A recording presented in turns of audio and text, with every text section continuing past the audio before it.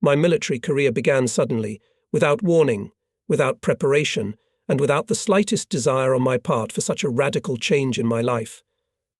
A few days after the new year, in January 1941, I was informed by the Military Enlistment Office that I had been drafted into the Red Army and enrolled in its ranks with the rank of military engineer of the third rank.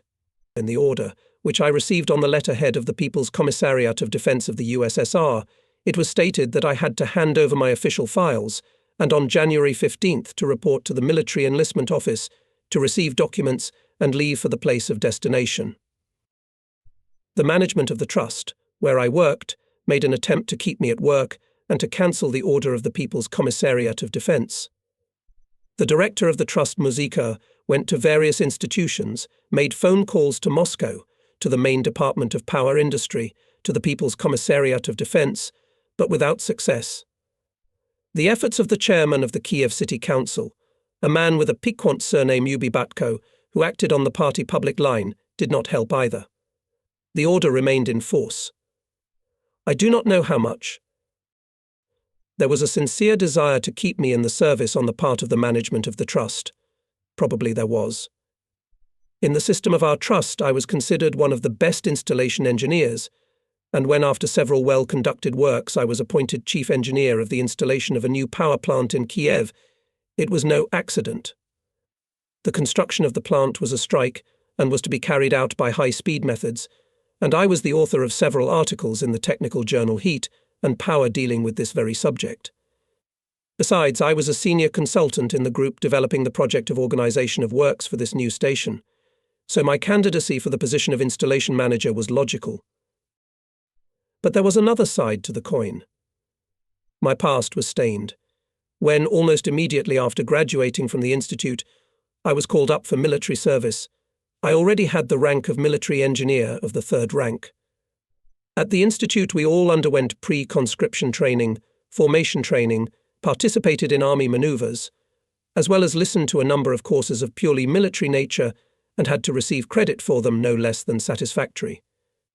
The ranks were assigned by a special commission, those who were better received military engineer of the third rank, and those who were worse, military technician of the first rank. I turned out to be better. Such newly minted military engineers were sent for. A mandatory period of service not to the army units, but to the military industry enterprises subordinate to the People's Commissariat of Defense. We had to work in this system for 2 years, and after this period we were discharged from the reserve and returned to civilian life. I honestly served my 2 years in the construction of a defense plant near Kazan, but when the time was coming to an end, we were all offered to sign a statement that we, military industrialists, expressed a desire to stay in the system of the People's Commissariat of Defense forever. Out of 14 engineers who had undergone 2-year military production service at our plant, 5 people signed these statements, and the rest refused, including me. We were not released, we were persuaded, frightened, insisted, we desperately resisted and demanded to be let go free. I turned into the leader of the resistance movement, but instead of being released, I was arrested and spent almost 9 months in the internal prison of the GPU department on Chernyshevskaya Street in Kazan. I was accused of all deadly sins at once: bourgeois nationalism, chauvinism and separatism, obviously because I received from Kiev the Ukrainian newspaper Proletarska Pravda and various books in Ukrainian. I was accused of anti-Soviet propaganda and agitation directed against the government. This was, of course, a consequence of my chiefism in the group that did not want to stay working at the factory. I was also accused of economic counter-revolution. Why? I could never understand. During my time in the jail, I was called for interrogation 30 to 35 times. Day and night, I received my share of beatings, though without injuries, and then, as suddenly as I was arrested, I was released without a trial, without a formal investigation, but only with a ban on living in the capitals of the republics. I was young, just starting out as an engineer. My social background was quite decent, and there were no suspicious activities in my still very short life.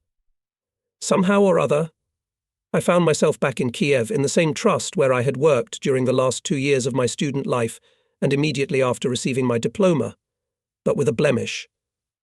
The head of the special department, who had known me from the moment I joined the trust, showed me a record in my file capable, knowledgeable engineer, good administrator, can be used in responsible leadership work, but under special supervision, politically unstable. When in 1935 the capital of Ukraine was transferred from Kharkov to Kiev, nobody ordered me to get out of Kiev, and I continued to work in the capital. The party circles in the trust were not particularly pleased that the place of the chief engineer of the shock construction site in the capital of the Republic was taken by a non-party, and even politically unstable, but they tolerated it for the time being. However, I felt that the time was approaching when I would be transferred somewhere. I even knew for sure who would take my place. Boris Kogan, a colleague of mine, a good engineer and with a party ticket, was sent to a newly created position of deputy chief engineer. It was very upsetting because I loved my work very much, gave a lot of time to it, enthusiastically implementing theoretical methods of high-speed block assembly in life, achieving positive results and recognizing their cost-effectiveness and efficiency. I particularly felt this flip side of the coin when one day I had to replace the director of our construction, Myron. Tovkach, in his weekly progress report to the master himself, Nikita Khrushchev was very interested in the construction of the station. After listening to my report, Khrushchev made a couple of remarks, asked a few questions and gave operational instructions, and then he looked at me point blank with his unpleasant, hard, slightly swollen eyes and said, "Well, you are not a party member and not even a candidate. Why is that? And what did you do there in Kazan? Have you put your brains in place? You occupy a responsible place, you're entrusted with a lot. Look, my friend, don't mess it up. Well, come on, I don't have time to talk now. But you and I will meet. Go to the construction site." My wife took the news of my going to the army very calmly. We lived almost 10 years, but since she became an artist of the drama theatre, our roads began to diverge. I wanted a family, and she was more and more into the theatre life, her career, by the way, quite successful. It's very sad, but of course I can't go with you somewhere in the middle of nowhere. It would mean to put a cross on my future, on the theatre, and it would be silly to lose my apartment in Kiev. We'll have to live apart for a while. I'm sure that Uncle Tolia will be able to help to get you transferred after some time to the centre, to the district. He has great connections in Moscow. Her uncle was a general of technical troops, worked in the People's Commissariat and lectured at the Frunze Military Academy. Frunze Military Academy.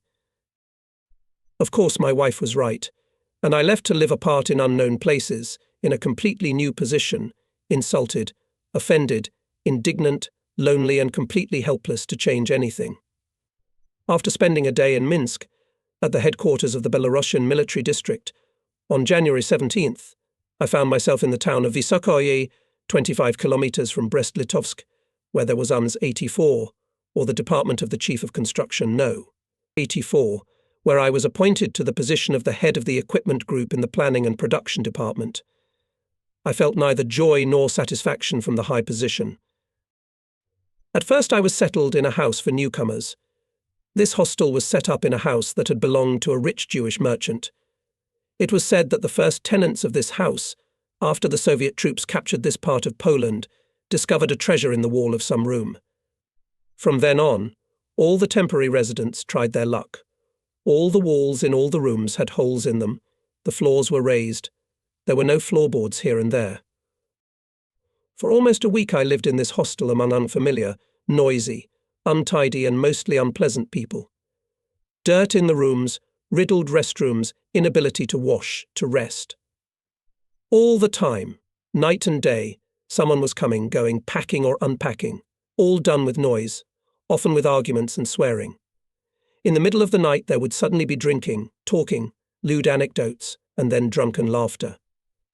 If they finally calmed down and went to bed, snoring and sniffing did not contribute to rest. UMS 84 was transferred here, to Visokoe, from Slutsk right after the Red Army occupied western Belarus in 1939. The task of all this construction was to build defences along the new border between Hitler's Germany and Stalin's Soviet Union. UMS 84 was in charge of the works from Brest-Litovsk to Lomsha. Basically all the objects were built along the Bug River. More than 1,000 pillboxes, as the long-term fire points were called for short, were being built along the 200 and more kilometers stretch. Some types were very large, several stories high, with heavy artillery.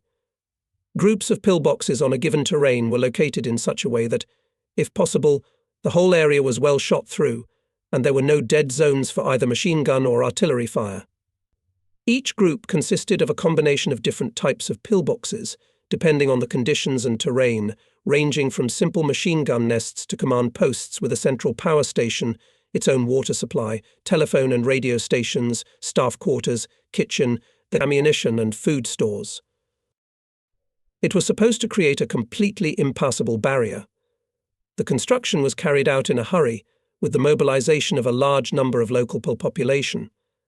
From the point of view of the art of fortification, the whole project was designed very well, and when executed it promised to be very effective in the sense of border defense against the advance of enemy ground forces.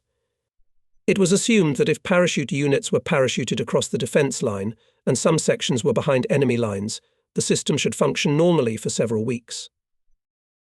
Most of the equipment came from the manufacturers in a ready assembled form.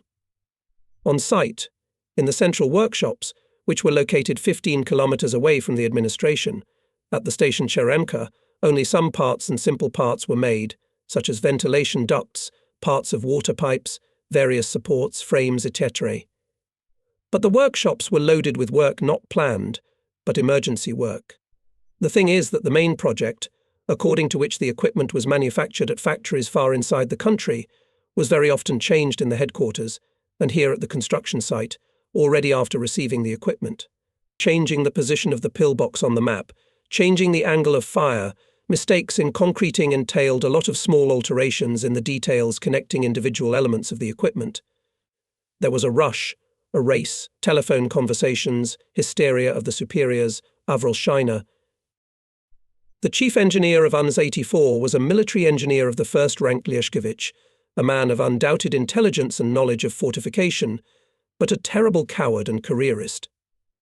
The main department of the construction management was the so-called Planning and Production Department, the head of which was Colonel Sokolov, a short-tempered, sluggish and limited-educated cadre saper. I was assigned to the place of the head of the equipment group. Here I immediately fell into a very unpleasant atmosphere. The thing was that the main staff of the whole department, and of course of the Planning and Production Department, was made up of workers transferred from Slutsk. It was a close group with its own methods of work, internal cohesion, long-lasting cohesion, and its group interests. They treated the newcomers, sent from civilian life, unkindly, with suspicion and obvious prejudice. Every order, especially those that gave some kind of innovation, was met with arguments, objections, and references to the fact that we did not do that. All this was aggravated by the fact that my deputy in the group was a military technician of the first rank Krasilnikov, who considered himself offended, bypassed in promotion and insulted, because he himself was aiming for my place. It was very important for him in the sense of career and in the sense of personal prestige and position in this small elite group of Slutsk old-timers. This Krasilnikov, among other things, was a parter of the Planning and Production Department, of course, ANKVD sexist, a great intriguer by vocation, and in general an extremely unpleasant person. The town of Visokoe, or Visoko-Litovske, was located 20 kilometers northwest of Brest-Litovske, where the center of the entire Ukrep Rayon UR was located. UNS 84 was a contractor to the UR, fulfilling the orders of the latter. I went to Brest-Litovsk mainly to see the city, famous for the fact that here in 1918 a treaty was signed between Germany and the Bolsheviks, the peace without annexations and contributions. Officially, I went to familiarize myself with the construction of the fortifications. It was here, in the fortress of Brest-Litovske, that extensive work was being done to modernize the fortress, and several different fortifications and pillboxes were being built. The head of the construction site on the territory of the fortress was a familiar to me civil engineer, military engineer of the second rank Yasha Horowitz. I met him at the Scientific and Technical Society in Kiev. Horowitz, it turned out, had also been mobilized, even earlier than me, and had already managed to settle down well here, and even moved his family from Kiev. After the construction inspection and business talks, Horowitz invited me to his apartment for lunch. He occupied a whole house on the outskirts of the city, had a servant, a Polish girl, his own car with a chauffeur. The whole house was furnished very well and richly. Yasha himself, and especially his wife Sonia, were fond of buying expensive and rare things. You can get a lot of things here for next to nothing compared to Kiev. Look at this, I bought these 3 paintings by Maevsky for literally pennies, while in Kiev or Moscow they can easily be sold for 2,000, because they are museum pieces. Yasha showed me his acquisitions with enthusiasm. The dinner was wonderful. There was also a museum set on the table, and the servants served the table. Yasha Horowitz had a good life here. He told me an anecdote, or an actual case in 1939, when the demarcation line between the USSR and Germany was established. In this area it passed along the main course of the Western Bug River, but the main course was between the city of Brest-Litovsky and the fortress on the island, and thus the fortress would have fallen into the hands of the Germans. As if taking this into account, the Soviet command, 24 hours before the approach of the Germans, moved a whole division here, and by the time the Germans arrived, it turned out that the main channel had changed course, went to the other side of the island, and the fortress remained in the hands of the USSR. They say that all 24 hours 10,000 people worked almost only with shovels, but the deed was done. The Germans were very surprised at such a geographically phenomenal case, but swallowed it, laughed Yasha. After a week of torment in a hostel for newcomers, I got a room in the house of a local school teacher. The teacher himself spoke Russian perfectly fluently, but his wife, Mrs. Mogolska, his daughter Rizia, a pretty 17-year-old girl, and his son Kazik, a nimble and very sociable little boy of about 14, spoke with difficulty, despite the fact that a year and a half had passed since these places had been ceded to the USSR. Kazimir Stepanovich Mogolsky was apparently well-educated and well-read, but exceptionally cautious in conversation. Only once he said that in the past, under the Poles, children in Polish schools had more knowledge, because less time was spent on propaganda sciences. He said this, and was terribly frightened. He began to explain his thought in a long and confused way, and finished with a rather propagandistic statement, but it is quite justified and absolutely necessary. It is necessary to restructure the thinking of young people who grew up under capitalism, so that they can be loyal and conscious citizens of their socialist country. So it was not particularly interesting to talk to Mogolsky. The Mogolsky house, in which I got a room, adjoined a large park surrounding the Potocki Palace, or rather, one of the many palaces of this famous family. In the park was a lake. In the middle of the lake was an island connected to the shore by an old stone bridge, and on the island were the ruins of an ancient castle centuries old. Mogolsky said that the first castle had been built here in the middle of the 14th century, then it had been rebuilt and remodelled many times, and since the end of the 17th century it had been completely abandoned. The ruins were now covered with century-old trees, and the remains of the walls were covered with moss and shrubbery. I liked to come here in my spare time and sit on the stones, imagining scenes from the long-gone life of Polish knights. Zbisko, Mr. Wolodyjewski, Zagloba, Kmitic from Sienkiewicz's Fire and Sword were the heroes of these scenes. The new palace was a long, partly two-storied and mostly one-storied building, very simple architecture, without pretensions and luxury.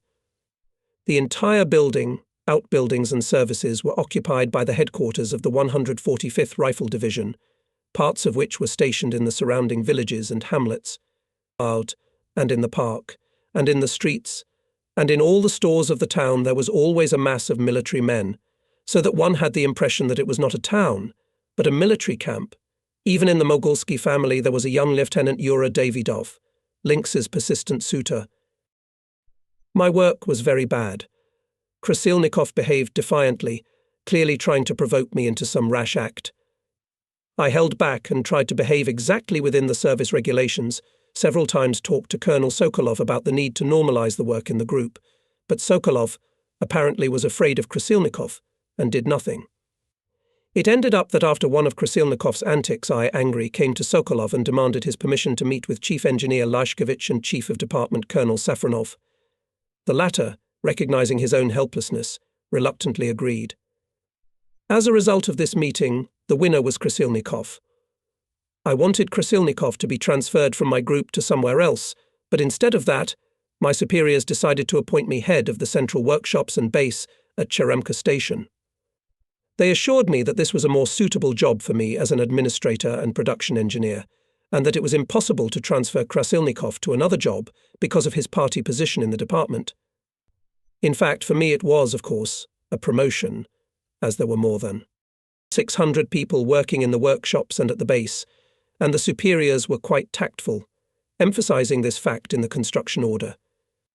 The next day everyone read that, due to the administrative unification of the central workshops and the main material base of construction, the head of this new organization, Central Engineering and Material Base, is appointed Military Engineer 3rd Rank P. N. Pali, the same order stated that the time acting head of the equipment group of the Planning and Production Department is appointed Military Technician 1st Rank P. as Krasilnikov. In the end, I was even glad. Away from this cube of bureaucrats and party intriguers, there will be cleaner air. 2 days later I said goodbye to the Mogolsky family and moved to Cheremka. I had already been prepared an apartment in the house of a Belarusian railroader, in a settlement near the station. They met me very well and friendly. Until now there were 2 independent organizations on the territory of the base material base and central workshops, which were subordinated in parallel to different departments in the management. Now they were united and subordinated to the department of the chief engineer. Both the head of the workshops, Dudin, a civilian technician, and the head of the warehouses, Intendant Lieutenant Lifshitz, were happy that the time of bureaucratic infighting was over and all disputable issues could now be resolved on the spot, immediately, promptly, in the office of the common chief. From the very first days I was fascinated by the work, in addition to the technical side, which was conducted in the old way, inefficiently, with very low labour productivity, and where much could be improved, required immediate close attention to the administrative and organisational side of the work. Both in the workshops and in the warehouses different groups worked military cadres, half-deprived men from the construction battalions, freelancers from the Soviet Union and freelancers, or mobilised from the local population. These groups were antagonistic to each other by their position, and this caused an endless chain of incidents, trouble and sometimes even fights and scandals. I, by nature, was fond of work if I liked it, and here, in Cheremka, I went into work with my head. I was one of the first to come to work and often returned well past midnight. My assistants Dudin and Lifshitz were also enthusiastic and tried their best to help me in my efforts to establish a common work. The hardest part of the work was the domestic issues. All the cent workers, especially the construction workers, lived in cramped, dirty, completely unsanitary barracks. The food was simply prison-like, half-starved.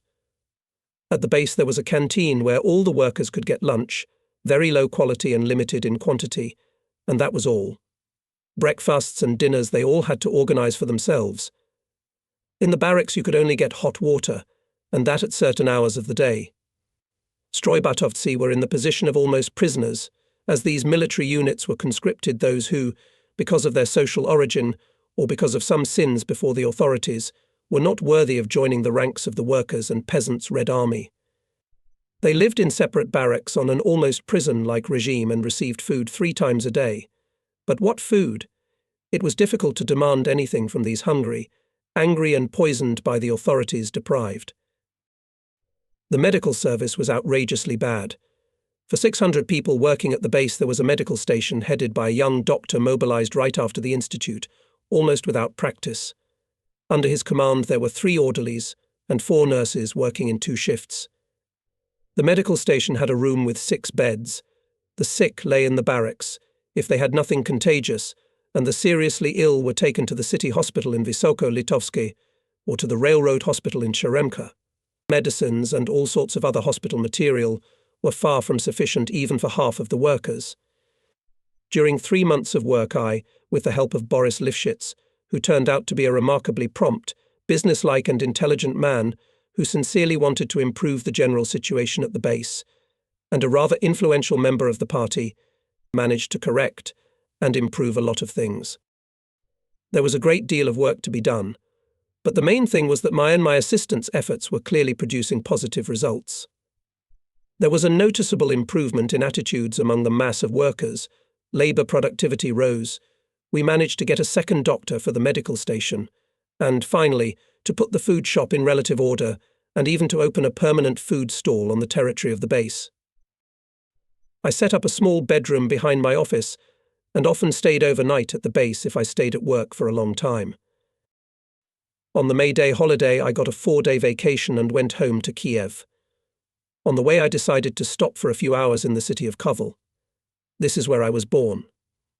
My father was then an inspector and mathematics teacher at the railroad school, and my mother was in charge of an elementary 2-class city school on the outskirts of the city. My mother had a very decent apartment at the school, and there, on Kolodenskaya Street, I was born and lived until the Germans approached and caused a complete evacuation in the middle of 1915. I was then 5.5 years old. I wanted to look at the place where I was born, and for some reason I was sure that I could easily find it from my childhood memory. And so I did.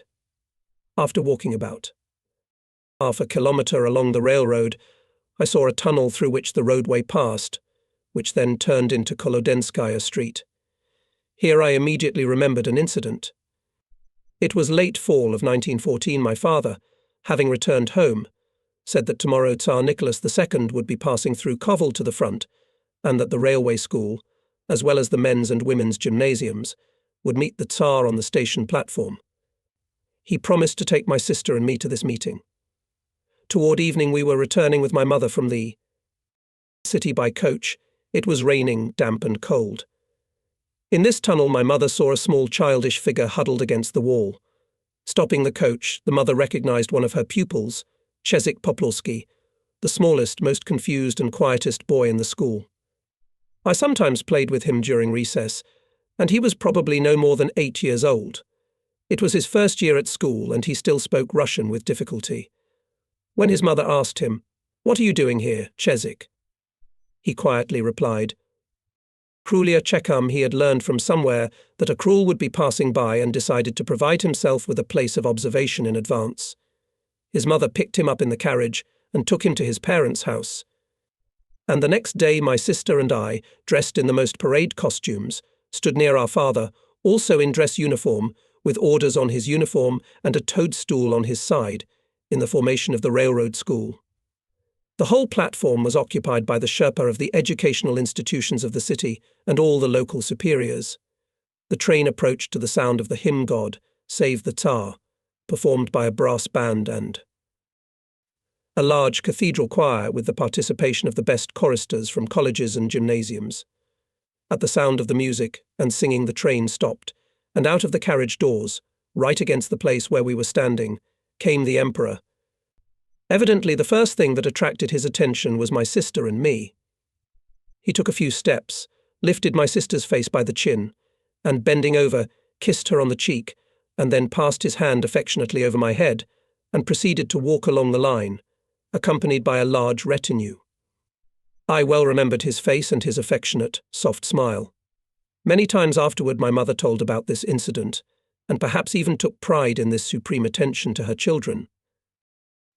Now I found without much difficulty the house where the school and our apartment used to be. There had been few changes in the past quarter of a century. True, the street had been paved and sidewalks had appeared. There were new brick houses in some places behind the school, where there had once been an orchard, and behind it bread fields. There was now a row of 4-story grey buildings. The half of the house where the school used to be had been converted into residential apartments. I stood in front of the house and then entered the courtyard. The appearance of the Soviet commander created a sensation. Curious faces of women and children looked out of all the windows, and several passers-by stopped in the street. I wanted to leave, feeling rather awkward, but an old Jewish man came up to me and asked me what I wanted. I replied that I had just come to see the house where I was born. After a short conversation, the terribly excited old man remembered Mrs. Teacher and the pan himself, and even us children. Beautiful Panokshka, and here is such a Manasini. He put his hand 1/2 meter above the ground, myself. He told me his name and said that all these years he had lived in the same house where he used to live. The old man fussed, even wept when he learned that my parents were no longer alive. Grabbing my hand, he kept saying, "Ah." Such a manisini. Mr. Officer, very important. I hastily retreated, afraid that such an unusual street meeting of the inhabitants of Kolodenskaya Street might be noticed, and then I would have to explain and prove something. I returned to the station and sat in the waiting room until the train arrived. The trip to Kiev brought only disappointment and left an unpleasant feeling that my wife and I were nearing the end of our life together. All 3 days she was terribly busy, a parade performance, then participation in several concerts, then a team meeting dedicated to the upcoming tour in Moscow, and for me, after a 4-month separation, life apart, and there was no time left. At night, when she returned, I listened to her stories about the upcoming trip to the capital and her career hopes, but I did not feel much interest in my present situation and our future together, so I left for Cheremka. My wife could not even see me off on the train. There was no time. At the beginning of June, I made a trip along the whole length of the construction site, from Volynka to Lomsha, in order to organize repair and emergency teams in the field. I saw and learned many interesting things during my short trip. In Brest, pillboxes were built along the very edge of the island. New, according to Yasha Gorobets, the Bug River was narrow, only 40 meters.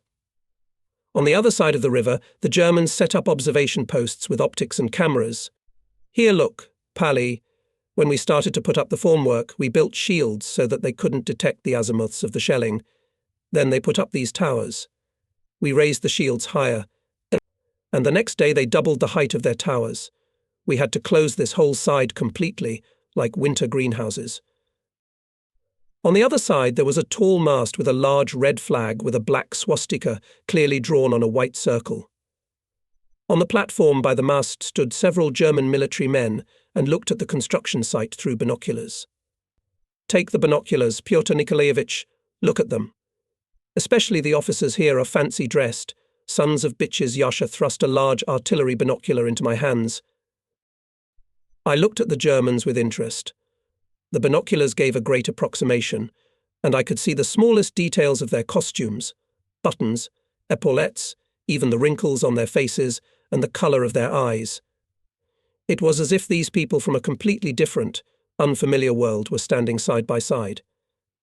That tall one there in the cap is a major. The epaulettes are twisted silver. Around his neck is a black Maltese cross. This is their highest order, like our star of the hero of the Soviet Union. An honoured fascist. I began to scrutinize the honoured fascist. Rough, clean-shaven face of a professional soldier, smartly sitting blue-grey uniform with silver edges, boots with high, as in the Poles' backs. He said something to his colleague, pointing with his hand then at the building, then along the river, and it was strange to see the movement of the lips and not hear the sound of speech. Like a silent movie, I thought. What's that over there under the tarpaulin? They've got a machine gun emplacement, and behind those trees over there, that's where they've got their mortars. And all along the border. And everything is aimed at us. Good buddies. And we poison them with echelon after echelon of timber, coal and grain. 5 or 8 trains pass through Cheremka every day. It's a strange story. If you go farther, you'll see even stranger things, what I don't want to tell you. See for yourself. Then you'll think about the strange things. Everyone knows, but everyone avoids talking about it. Indeed, there was something to be surprised about. When I arrived the next day in Semiotichi and came to the border, to the shore, I saw these strange things at once. On the German side, on the shore, neatly stacked were all the parts and details of a pontoon bridge. Even the pontoons themselves were mounted on rollers, and wooden tracks were laid all the way to the water, and here and further to Drohichin and near Grodzinsk. The devil knows why this demonstration, said to me the head of the site. They are playing on our nerves. Rumours are going around very unsettling. From above they calm us down, and here these murky rumours are whispered, with hints and innuendos, creating nervousness and anxiety. And so it was throughout the construction. All along the line of the new border, there were rumours about the Germans preparing for something. And everyone was afraid to say what. Officially it was called spreading provocative rumours, and everyone preferred to speak softly, or just keep silent, hiding their anxiety and concern. In Lomsha, I met again with a man from Kiev. Georges Prozan had once worked in the same institution with me, but then he married Zatonsky's niece, joined the party, and quickly rose up the ranks. At one time he was even chief engineer of the main railroad workshops then. After Zatonsky's fall, he almost ended up in jail himself, but somehow survived, although of course he fell from his high place. However, he was not purged from the party. It is very difficult to understand what it is. I'll tell you in confidence that at a meeting of party activists, the speaker from the political department were asked questions about it, and he avoided answering in every possible way. And when one pilot said that he himself had observed the movement of large military formations more than once, do you know what that fool said? You won't believe it. He said that it is quite clear that the Germans are preparing a decisive strike on England, and that here is a build-up of reserves for this strike. Huh? How do you like it? A strike across the Channel and reserves under Warsaw. I, brother, told my Natasha that while she and her children are at home in Kiev, there is no reason for them to come here. Let's wait for 6 months, and then we'll see. Reserves. Oh well, what do you think yourself? How should all this be understood? You're a member of the party, after all. You should have more information, you know, Petya. I can tell you this. We've known each other since the time of the first medalist national team. Since 1926? I regret that I went to the party in my time. Circumstances, hopes, desire to get ahead, and of course pressure from Natasha's family. I paid dearly for it. And now I can't leave. It's impossible. And it is twice as difficult to work as an engineer partisan. You have to lie a lot both to those who are under you and those who are above you. How to understand all this? I think that the Germans will open a second front one day. That's how I understand it. And when that day comes, oh, how bad it will be for us here. There are no forces on the border that can take the first blow and hold on for even a very short time. How far is it from the border to your base? About 25 kilometers. So here's my advice to you when you hear the first shots. Get your rods and get to the rear. Here we won't even have this opportunity. In 15 minutes they will occupy all our plots. Goodbye, Pyotr Nikolaevich. Of course, our conversation was strictly confidential. It is possible that we will never meet again. The feeling of some doom and fear was in many people. The Germans, like a boa constrictor to a rabbit, hypnotized those working on the border with their gaze and the rings of their powerful bodies curled up on the other side of the narrow river. When I arrived home in Cheremka, I found 2 letters from my wife on my desk, one from Kiev and the other from Moscow. This second one was very affectionate and even bored. She wrote that she had already talked to her uncle Tolia, a general, and that he promised to find out what could be done, and in case of a possibility of my transfer to the Kiev district to press all the pedals. These letters revived the hope of returning to Kiev and of ordering our life with my wife, whom I love dearly. Lifshitz suggested organizing a big all-buzz-off picnic to bond the working collective. I liked the idea, and we began preparations. Belovezhskaya Pushcha was chosen as the place for the picnic. It was only 26 kilometers from Cheremka to Gainovka station, and there the forest began. The time of the picnic was set for June 22nd. Under the conditions of Soviet life, any such endeavor had an endless number of complications, difficulties and special requirements, because political requirements were almost always contrary to common sense and, most importantly, to the normal human psyche. The blatant lies of official attitudes and dogmas, to which everyone had long been accustomed back home in the USSR, were all too obvious to the locals who were still inexperienced in the style of Soviet life. Of course, so to speak, the ideological part of the supposed picnic was handled by the secretary of the local party committee, Politruk Pogorov. He was not a bad fellow, calm and good-natured, but an orthodox party scribbler. He had nothing of his own original, human, but only party orders, instructions, resolutions, and in carrying them out in life he showed incredible persistence and perseverance. Outside of these official functions, he was the most ordinary common man of a small provincial town in Middle Russia. We had to spend a lot of time and labor to persuade Pogorelov not to turn the whole picnic into a series of political lectures and propaganda meetings, but to keep the main goal fun and comradely rapprochement of different groups of workers at the base. The issues of transportation, food, entertainment program, and all other issues were finally successfully resolved, And on Saturday, the day before the picnic, I went to Visokoe to get the final approval of the whole program from the head of the construction department. There was some anxiety, nervousness in the department. The deputy chief approved the whole project of the picnic, not even interested in the details or the amount of expenses.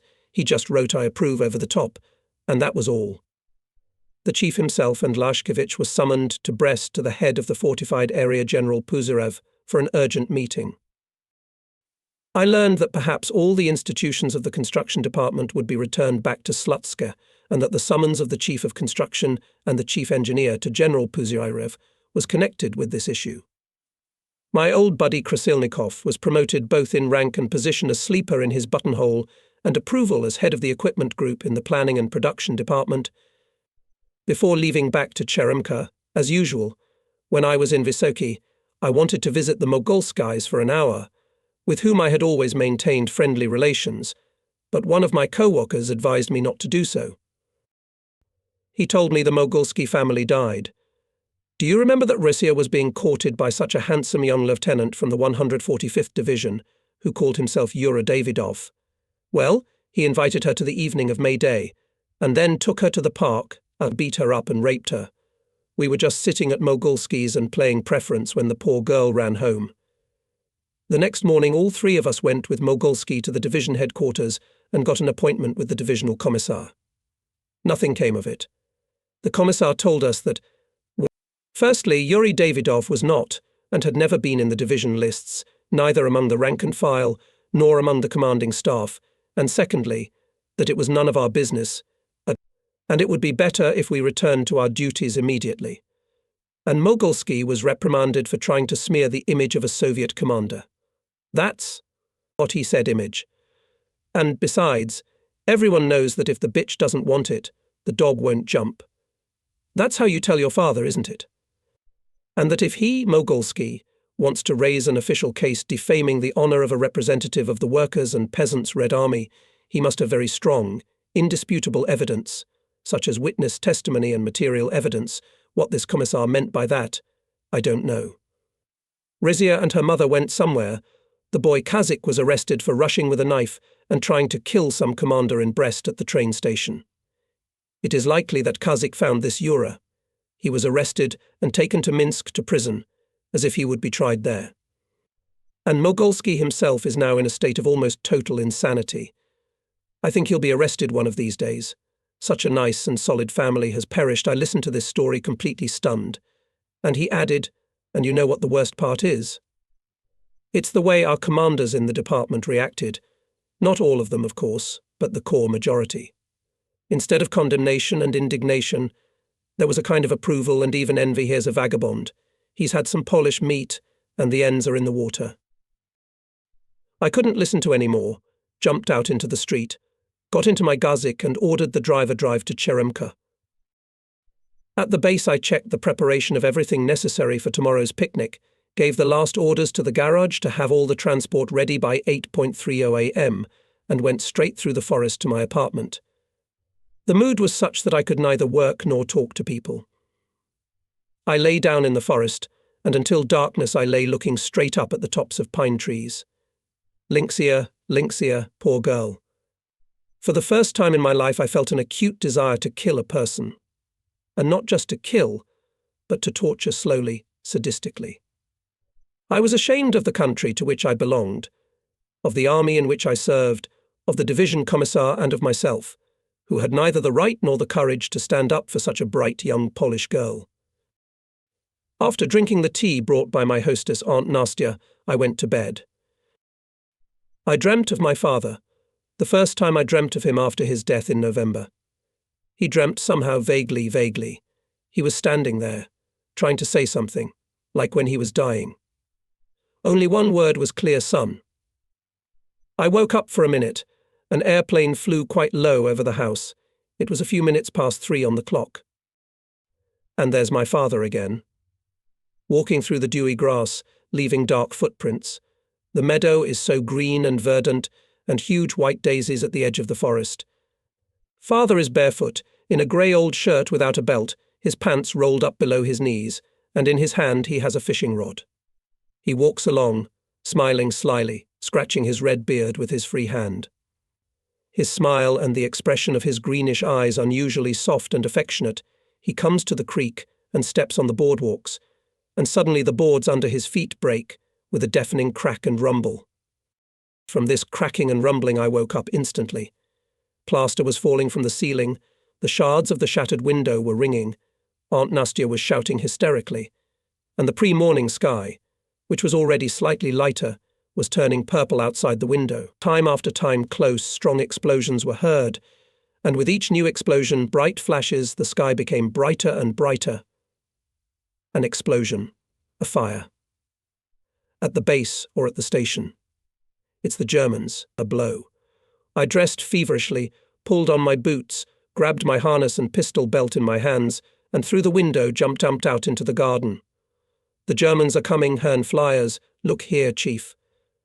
The master stood in the garden and pointed with his hands to the gliding shadows of airplanes against the orange-red clouds rising over the station. I stood as if mesmerized and watched the rapidly growing fire. Here we had opened the second front. Zorka Prosen was right. War. Oh, and burning oil depots, sleeper impregnating. Oh, what am I, really? Because my place is at the base. Something must be done immediately. The chief is already waiting there. And I, without returning to the room, ran through the forest to the base.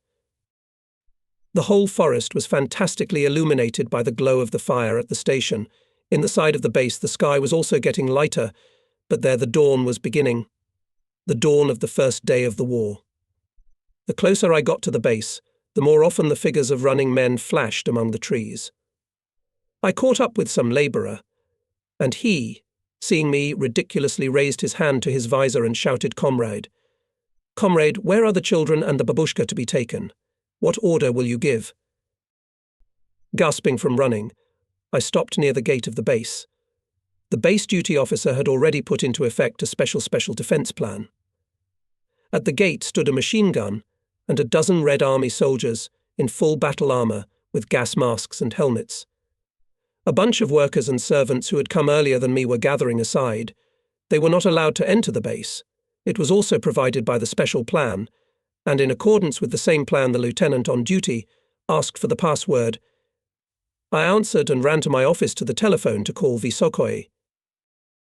The night duty officer in the office, a junior military technician, almost a boy, badly frightened, confused, reported that almost simultaneously with the first raid called from Visokoe, and the duty officer on the control transmitted Special Defence Plan, Order 212 in effect. Then he said the Germans are crossing the border, war. Have the base chief immediately call on the emergency wire that was at 4.38. The first raid on Cheremka was at 4.22. All base security personnel were on full alert. The entire base was cordoned off with reinforced guards. Fire and special units would be ready. A paramedic and 2 sisters were already at the infirmary. I looked at my watch. It was 5:10 in the morning. Call emergency control. I picked up the phone. On the phone I could hear talking, yelling, the standard profanity. Someone was shouting insistently, "Crates, green crates. Load them first." The green ones. Finally someone asked, "Who do you want?"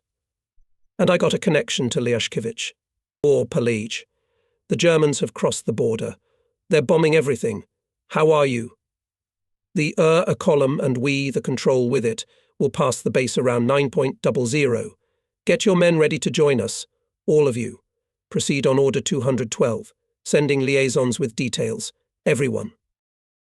One by one Dudin, Lifshitz, Pogorelov, and Senior Lieutenant Borisov, Chief of Base Security, came running in. We began the emergency meeting, but no sooner had I opened it with the word comrades than the air defence sirens howled. We jumped out of the office. The sun had already risen, and in its low rays, brightly lit, pinkly glistening, we could see 4 airplanes flying in a chain from the direction of the border. The planes turned around and all at once went to the base in formation, descending rapidly. I pressed myself against the trunk of a large pine tree. The planes flew low over the base, firing machine guns and throwing light incendiary bombs. The whole base was at once covered with dust and smoke. Fires started in several places. One bomb hit the mechanical workshops building. and I saw a large lathe fly out of the workshops and hang in the air, wedged between the wall of the building and a pine tree growing nearby. Barely had the airplanes passed, the fire chief wanted to run to the fire station. Back under the shelters. They're about to be here again, I stopped him, watching the manoeuvring of the planes. The whole foursome repeated the manoeuvre exactly. Now they flew out from the side of Visokoe and at right angles to the direction of the first attack again, all four rushed toward the base.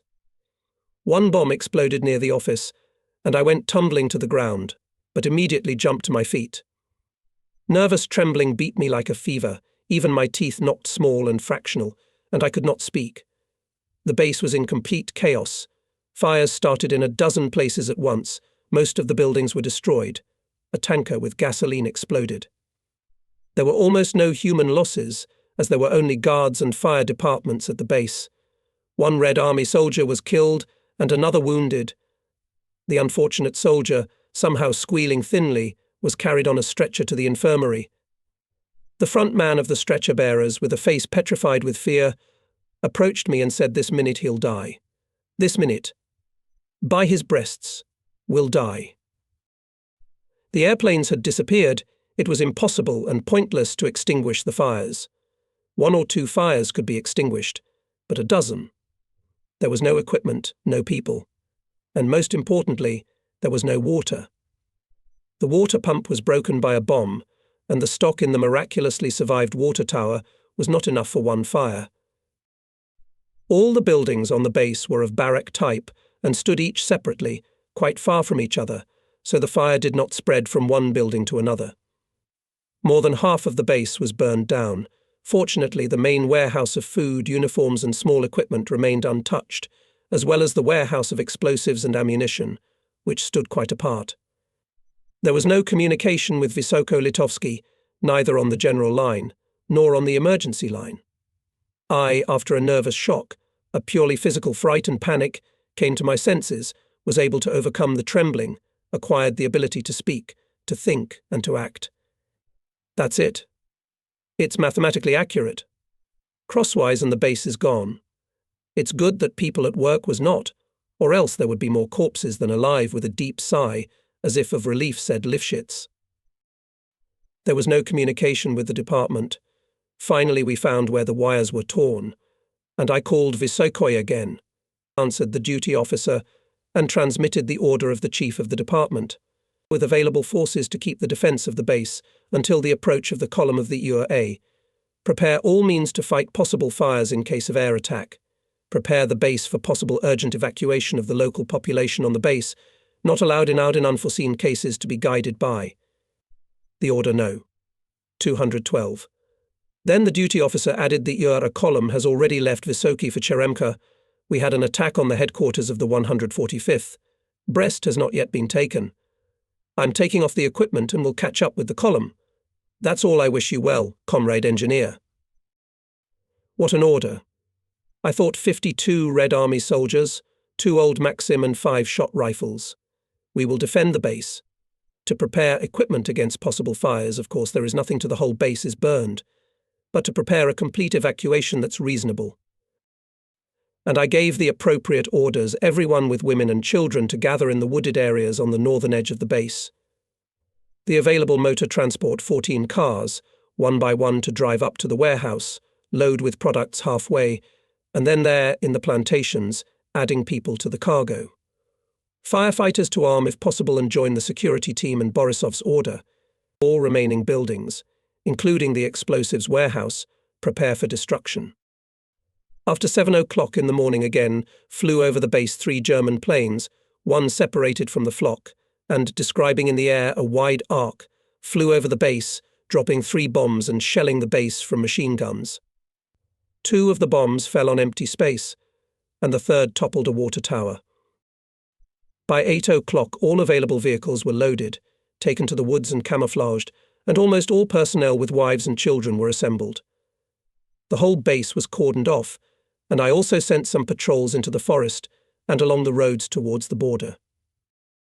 It was quiet and calm, a clear sunny morning, almost windless weather. Modest fires were burning the buildings of the base.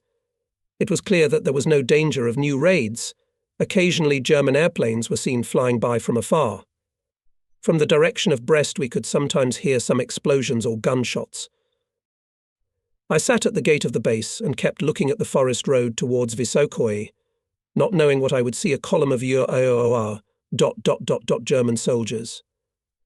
A few Red Army soldiers under the command of Petty Officer Shuliak, guarding the gate, apparently also thought about these possibilities.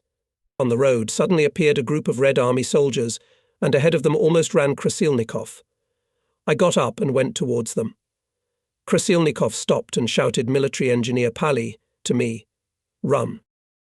I stopped. Then Krasilnikov hysterically began to just yell to me, "Run. I order you, Engineer Pali." Run. His appearance was more than strange. His gymnospear was dislodged from under his belt, his cap was knocked to the side, his collar was unbuttoned. "What are you, Krasilnikov? Have you had a drink this morning for courage?" I asked softly. In reply, Krasilnikov shouted again, breaking into a falsetto, "No talking. Execute the order." Run, and suddenly drew a nagant from his holster. I was confused for a moment, remembering how recently at the commanders' meeting in the department Krasilnikov made a report on changes in the disciplinary regulations and especially savoured the paragraphs on the right of the commander during hostilities to demand unconditional and immediate obedience to orders, up to the use of physical force and weapons. This idiot really can put a bullet, I thought, and, turning to the gate, shouted Petty Officer to me. Seeing the soldiers running up to me, Krasilnikov obviously came to his senses. What was the matter with him? What caused such extravagant behaviour? I never understood. He put his nagin into his holster and said quite calmly, "I am the head of the vanguard of the column of the fortified area. My car has failed. I am taking yours. The column will be here in half an hour. Provide the car with a reserve of fuel. Execute the order, Comrade Pali." I looked at him. "The order will be executed, Comrade Vanguard Chief, but I will report your hysterical behaviour to my superiors. And I advise you to clean yourself up and drink cold water." I turned and walked back to the base gate. Krasilnikov was given a 1.5-ton gazik, and he left with his vanguard in the back of the truck. It was already 10:30 when the Ura column appeared on the road. The cars were going slowly, at long intervals. Many people were on foot. The column crawled past the base without stopping. I saw General Puzirev in one of the cars. The chief engineer of the department, Leshkevich, stopped for a minute and told me, "All your people join the column. You and your guards stay at the base until you see the infantry barrages from the border begin to withdraw. Then blow up the base and catch up with us. We're going to Kleshik. I'll leave beacons for you. At your disposal I leave 2 platoons of Polbachnikov, Captain Pali." Engineering little left, he grinned, shaking my hand.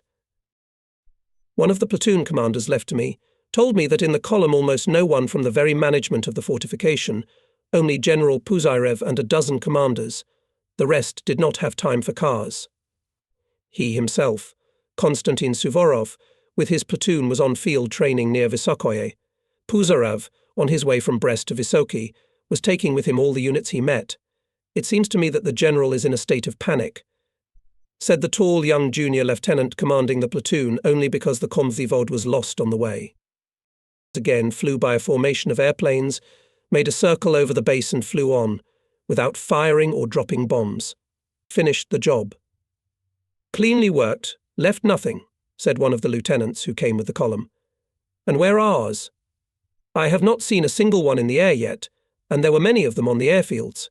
Have they all been destroyed?" Out of the woods came running panting scouts. Their petty officer volleyed them out. "They're coming. The Germans are coming, Comrade Captain. We saw them with our own eyes." An armoured train passed over the bridge, white polish eagles on the cars, and on top of them fascist black swastikas painted on. Infantry on both sides of the tracks. A lot of them on the road and straight through the woods. The infantry barrier is retreating. They'll be here now.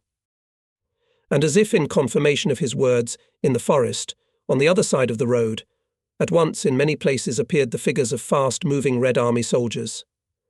I gave the order to gather all my troops at the gate of the base. An elderly senior lieutenant, the commander of the flank, came up and answered my question about the Germans. What is there to talk long, Captain? We and you should run away too. They are following us. They will be here in half an hour. It is difficult to estimate how many of them are coming. A lot. They're slowly combing the forest in chains, afraid of surprises. I didn't fire a single shot. It's very funny. An army on one side, and on the other, and he waved his hand at his men. 50 small Uzbeks with frightened faces were hiding in the bushes by the roadside, looking hopefully and fearfully at their commander and into the forest. Well, to hell with them. Let them go. We're getting away, where there will be at least a semblance of defence. Bye, comrade captain. I recommend you to hurry up, too, if you don't want to speak German. And, waving his hand to his soldiers, walked quickly along the fence into the forest. Borisov, light the fireworks. Fall back. 2 chains in bunches 10 paces apart. We'll go straight through the woods, it'll save time. Follow me, I ordered. At the base rattled explosions, several small ones, and then, covering everything with a rumble, the main one went off. It was a warehouse of ammunition and explosives, a remnant that could not be taken out with the column. Whew, they'll hear that one in Brest too. The Germans will be frightened and will run home. Victory is ours jokes were heard among the soldiers. It was already completely dark when we went through the forest to the place Clichy, where we were waiting for the beacons, and in total darkness we joined the Ura column. Having reported everything that happened to Lyashkevich, I ate and cosily settled down for the night on one of the Bazov cars, on Lifshit's instructions. All my things, hastily stuffed into suitcases, were there, too, thanks to the efforts of Lifshitz. I was awakened when it was still quite dark. The sky was lightening a little in the east. General Puzyrev is summoning the entire command staff. The order is to get everyone up. We'll soon perform, said some soldier who had found me. Major General Puzyrev was a small stature, very fat little man with a round woman's face. He had been appointed to command the fortified area relatively recently. It was said that he was not a bad chief and administrator, but was terribly proud of his rank and demanded from everyone a special reverence for his position. He sat on some crate, sleepy and frowning, and smoked cigarette after cigarette. When all the commanders had gathered, probably up to 150 men, he, without getting up from his seat, said, "Comrades commanders, up to the present moment I have no orders from the command, no communication. We are still on our own, and our task is to break away from the Germans and get in contact with higher commanders of the front or district as soon as possible. Comrade Lyashkevich, a military engineer of the first rank, has a plan, which I have basically approved. Tell me, Lyashkevich, your plan to the commanders." Lyashkevich very briefly and businesslike said that although he had no actual data on the advance of the German forces, logic spoke for the fact that there was a fairly safe road for the retreat of the Ura column. We are now at the southwest corner of the Pinsk marshes. The whole triangle of Brest, Baronovichi, Mosia is solid swamps. The Germans will not go here. Along these bogs, more than 100 kilometers in the northeastern direction stretches Belovezhskaya Pusha. The Germans will not risk letting their troops into this forest either, and there are no roads there, and they will be very vulnerable there. I think that the Germans in these areas will move to the northeast in the direction of Vilna-Vitebsk, which is to our left, and to the east in the direction of Kiev, which is to our right, on the other side of the Pinsk marshes. On the basis of this, I proposed and Comrade General approved the following plan in an hour. At 5:00, the column will move out in 3 detachments. The first detachment, 2 platoons of Polbat and 15 automobiles. Colonel Safronov commands the detachment. The second detachment, all families, women, children, civilian and non-combatants with 25 cars. The second detachment is commanded by Major Usenik. The third detachment, 2 Polbat, security part of the base, 6 vehicles, and all horse-drawn wagons, Commander Captain Krasilnikov. Between detachments keep a distance of half a kilometer. In front of the column, on the sides of it, and in the rear guard barriers and reconnaissance. The column commander is General Puzyrev, who appointed me his operational deputy. Squad commanders, please come to me, the rest in their places. I repeat, we leave at 5:00, direction by Aloyeza, Tikovolia, Volkovisk. Lyashkevich's plan was, of course, very good. I went back to my squad. I found myself in a detachment commanded by my buddy Krasilnikov. It was extremely unpleasant, but no sooner had he hauled his things than I was called back to Lyashkevich. Pali, you and Senior Lieutenant Borisov, on my recommendation appointed personal adjutants of the General, will be all the time with him for communication and transmission of operational orders. Immediately report to the General. Duskily looking at me and Borisov, the General ordered you will be near me all the time. Do not go anywhere without my order. Sit down, one near the chauffeur, the other here to me, and do not talk, and smoke less. The column set out at the appointed time, and in half an hour was fully drawn into the forest under the protection of the age-old trees of the forest. The General was in a sort of half-asleep state. He was sitting in his car next to Borisov and quite often swallowed some pills, obviously, contributing to the fact that he occasionally stopped the car and went out for a small need, and did it absolutely unashamedly, in full view of everyone. At first Lyashkevich reported to the General about everything that was going on and asked his permission for this or that order, but the General did not react to anything, and it ended up that Lyashkevich completely took over the command, without consulting or bothering the General. I and Borisov turned out to be Lyashkevich's direct assistants. By 12 o'clock we had covered only 18 kilometers. We made the first break. General Puzyrev, having learned about the slow progress of the column, was very dissatisfied and ordered to reorganize the entire column. The cars were unloaded so that everyone could sit on them. Everything unnecessary was dumped and destroyed.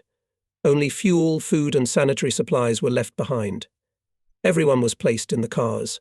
Horses and carts were left with the forester. The main thing is to reach our own, to join the army. This is our task. Lyashkevich, move forward as soon as possible, and the General again climbed into his seat in the MCA. When after a rest, the lightened column again went on narrow roads. Lyashkevich whispered to me 52 people escaped. More from the construction battalion, but there are also real deserters. During the night, probably even more will leave. The column was still moving very slowly, even now when everyone was placed in cars. The road, unpaved, forested, partially washed out by rains, narrow and winding, did not allow to make more than 10 or 12 kilometers per hour. In the evening we decided to stop for the night not far from the small forest village of Novi Dvor. Belovezhskaya Pusha is, in my opinion, one of the wonders of the world. It is difficult to describe this place. You have to visit it. Before the revolution, this whole forest belonged to the royal family. The senior forester was a friend of my father's from the university, and we sometimes came here to visit from Kovel, but I knew it only from stories. I was too young then. The Polish administration took great care of Bialowieza up to 1939, and when the whole area was again in the hands of the USSR, Bialowieza Forest was declared a state reserve. Bison lived here in special fenced areas of the forest. We saw several of these rare, large animals with mighty horns and manes from afar. The day passed quite calmly, as if there was no war. Several times we heard distant sounds of explosions or gunfire muffled by the forest. Sometimes we could hear passing airplanes. We could not see them from the forest, but here, under the vaults of mighty trees, there was silence. The column slowly crept along the forest roads, safely hidden from the pilot's gaze. A couple of times they stopped to organize meals. Although officially the column was a column of the Fortification under the command of the Chief of UR 84 Major General Puzyrev, but in fact it was a column of the construction department, and it was commanded by the chief engineer Lyashkevich. Lyashkevich was a native of these places and in his youthful years, before the revolution, lived in Kobrin. Cowardly, and as if indecisive or maybe too cautious, as chief engineer he suddenly turned into a strong-willed and skillful leader of the column, consisting of military, paramilitary workers, women, children and half-elderly from the construction units. In 24 hours he managed to create discipline and order, and to gain authority and general confidence. His orders were precise and concise, and I gladly carried them out. Lyashkevich was certainly good in his new position. Everyone was very tired and only dreamed of rest and sleep. In the forest we discovered a quite unique thing under every big spruce tree. There was like a big round room. The lower branches of the spruce, a quarter of a meter thick or more, went down and were hidden under a thick layer of fallen needles, and their ends came out again from under this cover, and almost vertically curved upward, forming a wall around. Some such rooms were as much as 30 meters in diameter. The floor was dry and elastic soft. Before going to bed, Lashkevich gathered all the commanders who had any official duties in the column to discuss the situation and outline the next day's actions. The reconnaissance, which had been sent almost to the northern edge of the forest, returned without having established contact with the command. The reconnaissance commander reported that he had encountered 2 small military groups trying to get to Gomel, but the commanders of both groups refused to join the Ura column, saying that it was easier for them to hope for success by staying in small units. There was no equipment for two-way radio communication in the column. There were a few ordinary radio receivers, but reception of the central radio stations of Moscow, Kiev and Minsk was very difficult, because there were no good antennas. We hastily made an antenna and raised it on one of the huge spruce trees. Reception improved considerably, but did not bring anything real. Propaganda hysteria, calls for calm, organization and vigilance were mixed with threats to the advancing insolent, arrogant fascists, with promises to destroy them and celebrate victory in Berlin in a month, and to the alarmists, provocateurs and saboteurs inside the country with promises of swift retribution, according to the laws of wartime. Even General Puzarev himself, after listening to the program for a dozen minutes, waved his hand and said for the time being we must act ourselves there, it seems, they have not yet organized themselves. As a result of the meeting, it was decided to go to Volkovisk in the morning, sending several reconnaissance detachments, and then, after receiving information from them, to choose the direction of further advancement of the column. Having surrounded the whole camp with a chain of guards, we went to our rooms under the spruce trees. In the morning I had a confrontation with Krasilnikov. He reported to Lyashkevich that 29 men had escaped from his detachment during the night, and the worst thing was that all of them were Polbatovs. Krasilnikov insisted on sending men to search for them, to catch them and bring them back, and then to try them as deserters. I doubted the expediency of such an undertaking. It turned out that yesterday, too, several men had escaped from the same detachment. In my detachment I have created a fighting group of Komsomol and party members, reliable people. They will find these deserters, and we will punish them roughly, Krasilnikov insisted. Maybe the creation of a special combat group is the reason why you, Captain Krasilnikov, have had people fleeing into the forest for 2 days in a row now, I remarked. Let's go to report to the general. Puzarev listened to Krasilnikov, picking a toothpick in his teeth, rudely attacked him. And where did you look? Did you oversleep? Your men are your responsibility. If this happens again, I'll take you out of command of the squad. Understand? And looking for them here in the woods is like looking for a needle in a haystack. Go to your places, fellow commanders. We leave at 7:00. At 7:00 the column set out and crawled along the planned direction, and by 10 o'clock reached the road Volkovisk-Bereza-Kartuska. In another hour we were on the edge of the forest. We stopped at the place Izobolino, carefully hiding all the cars under the trees. People were given a strict order to stay in the forest and not to go to the open places. 3 scouts were sent out. The local population had no information about the Germans. There were almost no men to be seen, only old men, women and children. They were doing their usual chores. The local authorities from the village council could not be found either. Some said that they had gone to Volkovisk, others assumed that all the authorities had evacuated. One old man, smiling slyly, said we'd been hiding here at the Fox's place. Pokey dust spade. During the whole day we saw German airplanes only twice. They flew far behind Volkovisk.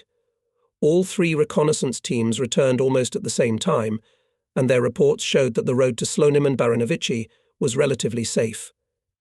The Germans sometimes bomb and shell the retreating units, but not particularly intensively, and if you do not go on the main roads, where a large concentration of retreating, you can skip. It was only necessary to cross the Zelvianka River somehow. It was the most dangerous place, because there, to 2 bridges near Zelva, flows of retreating military formations and masses of unorganized refugees flocked there. It was decided to try to cross the river at night. During the day they were often raided by German aviation, but the bridges were still intact. One lieutenant from the reconnaissance detachment established contact with representatives of the district command and gave General Puzarev the order to advance to Stolbcy and there to report to the headquarters of the 21st Army for further instructions. We left when it began to get dark. Puzarev was obviously nervous, the reliable shelter of the forest was over, the whole column went on the open roads. The next 3 days turned into a nightmare. From Volkovisk to Gomel, 450 kilometers, we moved mostly at night, in spurts, rushing from side to side, in panic, not knowing where the Germans and where the Soviet units, groping the road ahead and hiding from German aviation. It began almost immediately after the column had left Izabelin. When the column of the URA approached the outskirts of Volkovisk, the raid began. First flares were dropped, which hung over the town on parachutes, illuminating everything as if it were daytime. The light was so strong that one could read without difficulty. The road was in a field, and there was nowhere for the column to hide. Panic set in. Puzarev ordered all the cars to turn directly to the ploughed fields and, if possible, to move away from each other, and he himself, in a cotton jacket over his overcoat and helmet, ran away from the road and lay down near the bushes. The airplanes dropped bombs and something else, which slowly, like flakes glistening in the light of the rockets, settled on the ground. At once fires started in the city. In many places at once. The airplanes themselves could not be seen, as they were above the flares. The town was a little lower than the road, and the whole picture of its demise was clearly visible. There was no defence at all. Not a single shot from the ground, not a single plane of defence. The Germans circled over the burning Volkovisk for about 10 minutes and flew away. The city was burning like a bonfire. It took a long time until it was possible to collect cars on the road again. Several trucks had to be abandoned in the fields, as they were hopelessly stuck in sand and mud. People were reloaded, gasoline was drained, and spare tyres were removed. We reached Zelva in the morning. There was only one bridge left across the river in Zelva, a railroad bridge. The other wooden had been destroyed by a German raid the night before. The remaining bridge for one railroad track was uncovered, only sleepers and rails, and a narrow walkway of 2 planks between the rails. There was not even a railing on the bridge. In the place itself, in the surrounding gardens and groves, everywhere that could somehow hide from the gaze of the German pilots, everything was full of refugees and retreating scattered units. Many tried to cross the river wading or on rafts and boats, but this was available only to small groups without transportation and without cargo. The whole bank was heavily swamped, and in dry places it was covered with a thick layer of soft sand. Still, some organization of the crossing was established. At the exit to the bridge there was a strong guard under the command of some colonel, a brave and resolute man, who established strict control and order of priority in allowing those wishing to cross to the other side. Lyashkevich, Colonel Safronov, and I agreed with the commander of the bridge guard about the queue. The colonel, a young, tall, and remarkably handsome man, said the Germans do not intend to destroy the bridge. They are keeping it for themselves, that is clear. If they wanted to destroy the bridge, they could have done it in the first raid. They have a different tactic. Every 15 to 20 minutes, at least according to yesterday's experience, a couple of Messerschmitts come and fire machine guns. There, under the bridge, and further on the other side, there are a lot of crippled cars and beaten people. It is possible to cross this bridge. Even Yazes and Gazes pass over the sleepers. But it is necessary to get into the rhythm of their raids. Not many people are willing to go during the day. If you want to take risks, I can let your convoy through starting at 10 in the morning. Then again, staying until the next night is also a risk. The Germans might come this way. I don't know how fast and in what direction they're advancing. Decide for yourself and tell me no later than 7. A00 if it's going to be like yesterday. How many cars can get through in these 15 minutes without risk, Lyashkevich asked. I let 3 out at a time. If the cars are in order and the chauffeurs are on the Yatra, you can let 3 triples through. But see for yourself that the cars don't become and the chauffeurs are first class. This is your responsibility.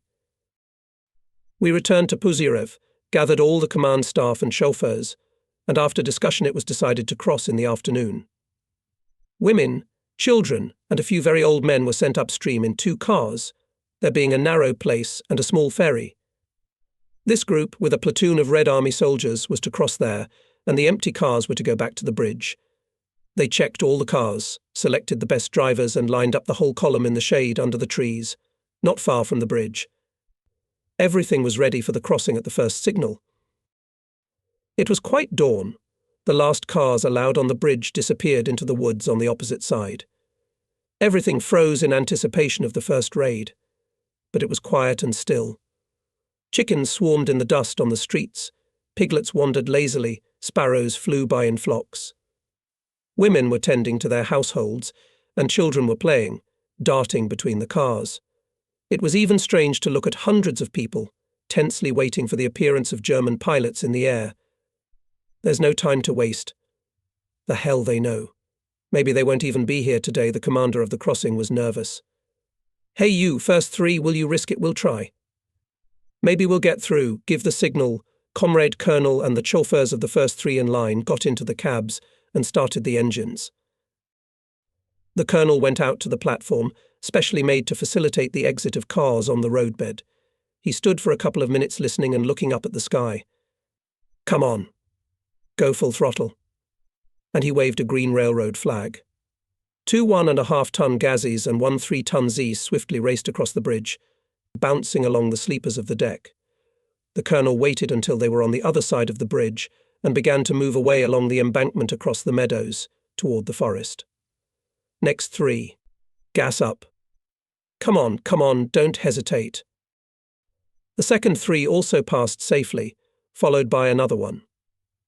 When the fourth 3 cars already started their engines and began to go to the platform, the colonel suddenly waved a red flag back. Air. Handheld alarm sirens wailed, and everyone rushed under the shelter of trees and houses. 4 airplanes appeared above the valley. The bridge, the embankment behind the bridge, and the approach to the bridge were all empty. The airplanes made a large circle. Somewhere far beyond the woods, someone they began to bombard. It was clearly visible as they dive-bombed the target one after another, and then rose sharply, made a circle and dive-bombed again. The planes turned around, and all 4 in a row headed straight at us, toward the bridge. I, as well as several other commanders, took cover behind a large stack of sleepers near the bridge itself, but the Germans this time made a raid on the spot, apparently correctly assuming that here under the trees of the streets and gardens there was a cluster of retreating troops, and invisible from above. They swept over the settlement, each letting off a long machine gun burst. And all 4 disappeared into the distance. I ran to my column. On the street lay a few dead and wounded. In the houses cried children, screaming women. Probably there were victims there too. Turning into the alley where the of vehicles were parked, I saw the body of a military man lying on the corner. The man was face down, and a pool of blood was spreading out from under him. Bending down to the body to see if it was alive, I turned it face up. It was Yura Davidov, the same lieutenant from the 145th Division who had raped Rysia Mogolskaya in Visokoe on May Day. He was dead. 2 soldiers and I moved the body to the side, took out the documents. His name was Georgy Davidiuk. The divisional commissar was right. Yuri Davidov wasn't on the division's rolls, but Georgy Davidiuk was. And now Davidiuk is out of the lists, but the maimed girl Rysia remained, I thought. There were no losses in the column, but the mood was very nervous. Part of the civilian workers said that they would go on foot to the ford and will cross there, and when General Puzarev said that he did not allow them to do so, came forward an elderly master, a turner from the mechanical workshops of the base, and calmly said, "And we don't need your permission yet. Comrade General, we are not military and we were subordinate to you, comrade, by service, by work, that means. Now there is no work. She's left in Cheremka. So we're on our own. Goodbye, comrades, let's go, guys," and they left. Discipline was noticeably falling. Even among the conscripts there were cases of refusal to obey their superiors. On that day it was difficult to establish any cyclicality in the periodic appearances of German aircraft. That they appeared after 10 to 15 minutes, then they were gone for a whole hour. Only once were several cars hit by a raid while on a bridge and embankment. One car went off the bridge and fell into the river. It was said that 11 people were killed on it, Another car went over the embankment and caught fire. There were killed and wounded there too. The turn for the crossing and the Ura columns was coming up. Instead of the colonel at the bridge exit, there was now a captain, one of the colonel's aides. Since the raids were very irregular, the captain let car after car onto the bridge at 5-minute intervals.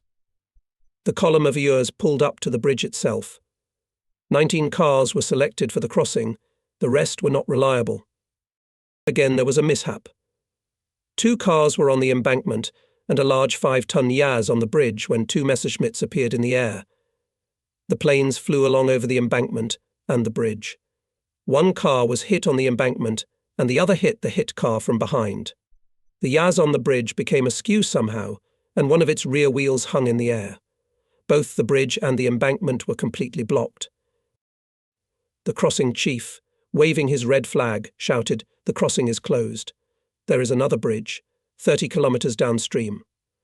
The crossing is closed." Our column was almost at the bridge. I looked at the Yaz on the bridge, the car was swaying, and I had a desperate thought. Without asking permission, I ordered Borisov standing next to me, "Get your men over here and gather volunteers. Let's dump the truck by hand. You see, it's swaying. Hurry up." In 10 minutes 40 men clothed the truck, began to rock it, and at last the truck flew off the bridge. But 2 people went down with it.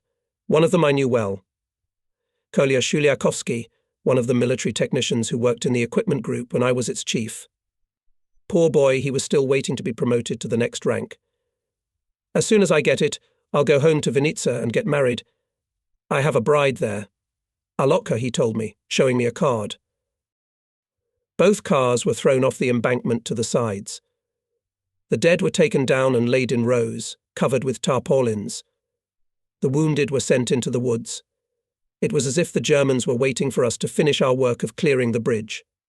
As soon as the wounded were hidden at the edge of the forest, a trio of Messerschmitts appeared in the air, and on the bridge, and on the bridge, and on the embankment, and behind the bridge in the locality everywhere was empty. I was lying in the bushes of the vine and watched the airplanes. The whole 3 flew over the bridge without a single shot. 2 planes flew on, one made a circle, over the forest and flew once more over the bridge, as if making a check. Apparently the pilot noticed something and gave a long machine gun burst at the edge of the settlement, then disappeared, catching up with his fellow pilots. At last it was the turn of the Ur column to cross. 7 cars passed through without any trouble. The 8th one rolled down the embankment and got stuck in the swamp. The air alarm was given again, but 2 airplanes flew far away. They let the general's car pass. Then, without the permission of the guards, 3 brand new 1.5-ton Baziks jumped out from the side to the crossing.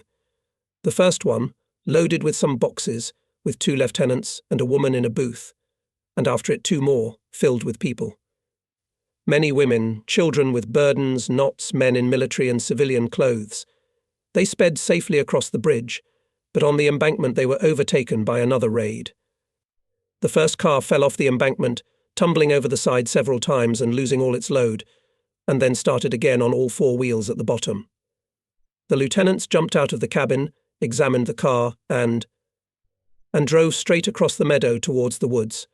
"What a marvel! I've never seen such a thing before in my life," said someone standing nearby. "And look how they drove. What a thing!" The other 2 cars came right under the machine guns. Both fell off the embankment, and from them people ran in all directions, carrying the wounded. From afar it was visible that there were many dead. The remaining vehicles of the Ur, a column began to pass one by one. Lashkevich and Borisov left in one of the last cars, and I was ordered to get into the last one. When this last car was given the signal to force the bridge, the driver flew by at full speed, forgetting to pick up me, Lieutenant Shmatko, the chief of the garage from the base in Cheremka, and 2 Red Army men from Borisov's detachment who were with me. After waiting for some time, we rushed to run across the bridge to the other side, followed by several more men, homeless as we called loners who did not belong to any particular unit or organization. After running across the bridge, we ran off the embankment. There was a good path below, straight across the meadow towards the woods. Here we came upon one of the cars that had made it across the crossing without a line. Around the overturned car, among all sorts of things, knots and baskets, lay 3 dead men. At the edge of the path lay a woman with her bare legs sticking out unpleasantly from under her skirt, and I bent down to cover her. And behind her body, half covered by a fallen knot, was a child, still alive. A boy, probably about 4 years old. His whole lower body was a solid gash, one leg was completely splintered, and a broken bone was sticking out. Everything was bloody. His eyelids on his half-closed eyes fluttered a little, and the fingers on both of his arms spread apart, clenched and unclenched. "The kid is coming to, and you can't touch him. He's bleeding out," said an elderly senior sergeant, a homeless man who had joined our group. "He'll die now. Or maybe he'll suffer for another hour or more. Look how white he is." He looked at the sky, then at us, and took out a nagant from his holster. "Go ahead, boys. It's not nice to look at such a thing. Go on, you can't do anything anyway. And it, the little child, may be suffering still." We all rushed forward along the path. I saw how the sergeant, without removing his cap from his head, crossed himself. When I turned my head after the shot, I saw him walking straight across the meadow away from us. He did not want to meet us again. We caught up with our column gathering in the woods after crossing the bridge. We were already not far from Slonim. Many people were lost, or maybe they decided to act on their own, like those workers who left Zelva. Finally, contact with the command was established.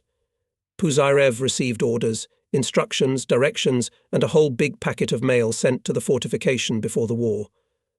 In the bundle of circulars, relations, and other official bureaucracy of pre-war everyday life, there was an order to produce junior military technician Nikolai Shuliakovsky in the rank of military technician.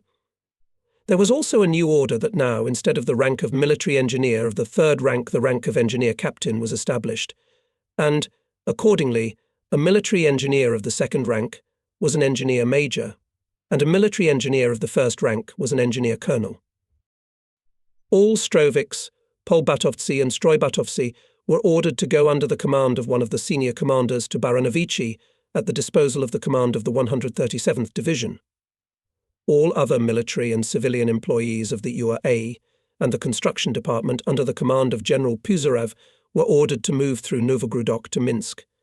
Families, women and civilians after the age of 55 were to be loaded on a train here in Slonim to be sent to the rear. Puzyrev began to carry out the order immediately. All the construction workers under Colonel Safronov's command left at once in the direction of Baranovici. Families and old people were taken to the station and put in the care of the commandant. The rest of the engineering staff, with a platoon of guards, loaded onto 15 vehicles and set out in the direction of Novogrudok. Puzyrev showed great energy and perseverance. He fully assumed command. "You, Engineer Colonel, now rest in the car, and in the morning replace me," he said Lyashkovich. But neither I nor Borisov received rest. Both of us were ordered to go together with the general, but not in the car, but standing on the footrests on both sides of the cabin and holding on to the body. We left Slonim when it began to get dark. All the cars were going without lights, at low speed.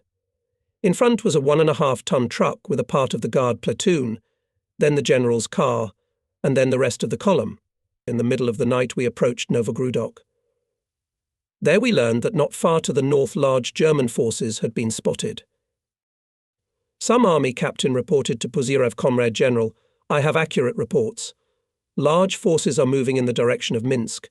The Germans have a lot of tanks. They are moving in a narrow wedge, not forming a front. There aren't many of our units here. Let's retreat to Stolpci." Puzyrev woke Lyashkovich. It was decided to turn immediately to the east to Stolpci and, taking advantage of the darkness, to go to the main road to increase the speed of the column. It was a big mistake. Here, on the main road Novogrudok-Stolpci, it was not a retreat, but a flight.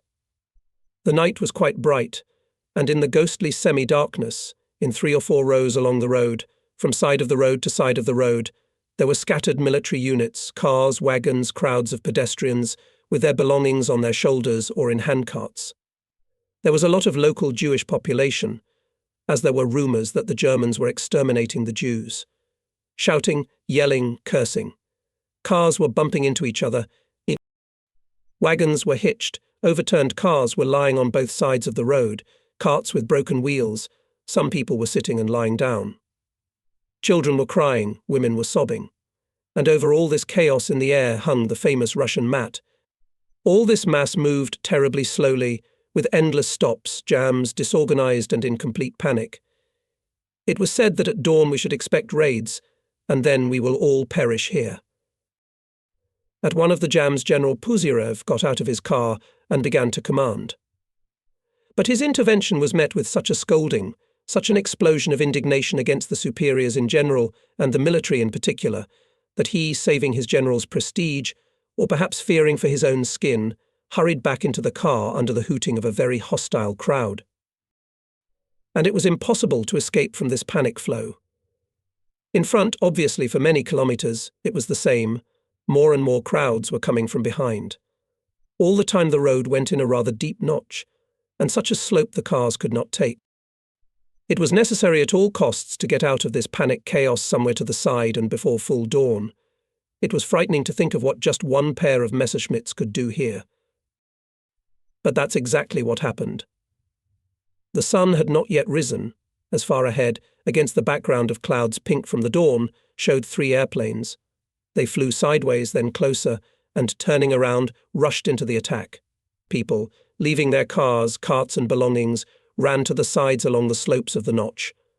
Fortunately for us, the main blows came well ahead, and here, above the column of A, only one plane flew over and gave a long machine gun line. Above the road was one multi-voiced shriek. I was again, as at the raid on Cheremka, struck by a nasty, irresistible shiver. After all, they will be back. And soon. Too tempting a target, I thought, surveying the panorama of chaos on the road from the top of the notch.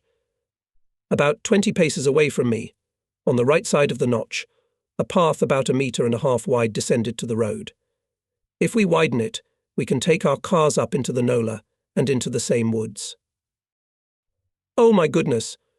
Men and shovels. We've got it all. I ran downstairs to Puzyrev's car. In the booth sat the general and Lashkevich, with faces literally grey from the experience of fear. Comrade General, there is a way out of this mousetrap. Comrade Lyashkevich, get out quickly and give a command. 50 men with shovels organize. Give the team in my name. I give you full freedom of action, Pali. They, those be. And they're coming again. Come on, do it, the general backed up, grunting and swearing, and climbed out of his car. In half an hour our cars, pushed by dozens of people, one after another crawled to the top of the excavation and hid under the trees of a small grove. Cheerful general loudly announced, I declare Engineer Captain Paliu gratitude. For the second time he has shown ingenuity in a difficult situation. It's dangerous to stay here for long. We must chart a path and leave quickly. Look, in half an hour there will be more men than trees in this grove, said Lyashkevich. Indeed, there were 2 more attacks on the road, one somewhere far ahead and the other quite close, behind from where we made an exit for our vehicles. The road was completely blocked with wrecked cars, carts and the corpses of horses and men.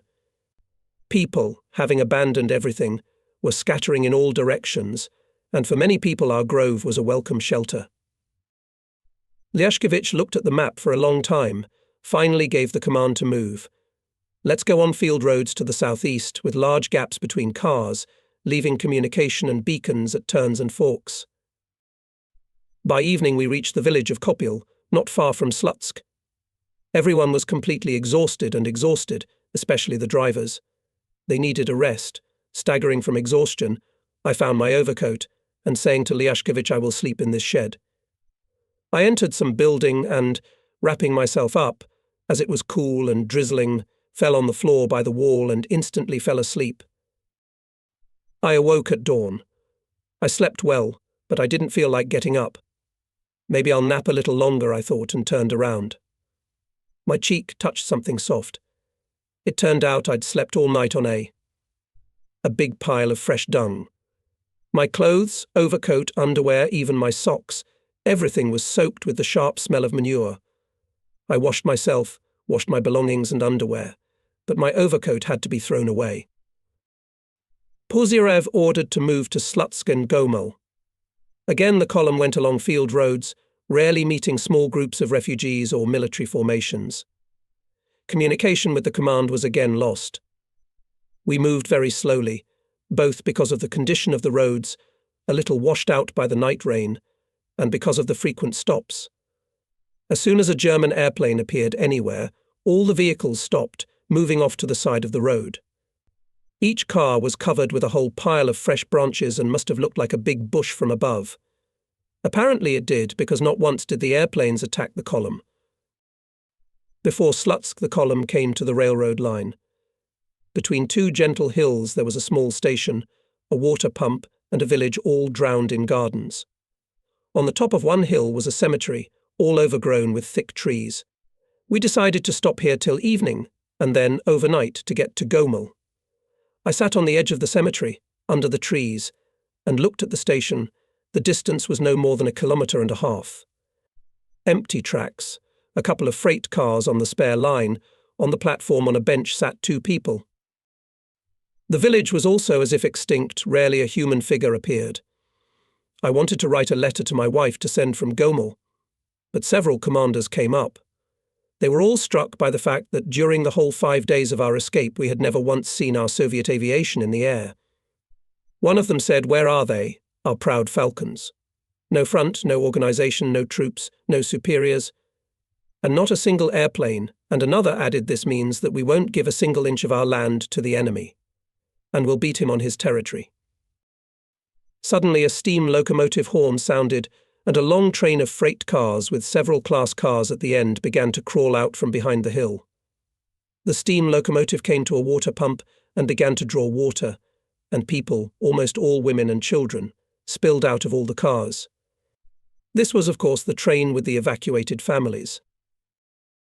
There was growing excitement among us. It was so unnaturally foolish and imprudent to send a train out in broad daylight, and even with such passengers. The train presented a tempting target for German aviation. General Puzyrev came, looked at it, and sent 2 commanders in his armoured MK with an order to the commandant of the train to immediately remove the train from the station and to stop for the day in the forest, seen further towards Slutsk. But no sooner had the car reached the station than the observers gave the alarm air. Air. Everybody under cover. A formation of 3 airplanes was flying quite far away. At the station too, they noticed them, and the crowd on the track scattered. Some rushed to the cars, others ran in different directions to the village, to the fields surrounding the station. Messerschmitts flew unnaturally slow, or so it seemed, looking for victims. German planes were attacking the station. The first reaction of most in our well-camouflaged column was to divert the German pilots' attention away from the train of women and children toward us. Roll the cars out into the field. In the open. There are children there, women. Maybe ours are there too, come on. Start the engines, someone gave a command. But Puzyrev forbade, do not open the cloak. Get back. I'll shoot, he yelled. The planes made a circle and again began to dive one after another on the station. A sort of general hysteria went up.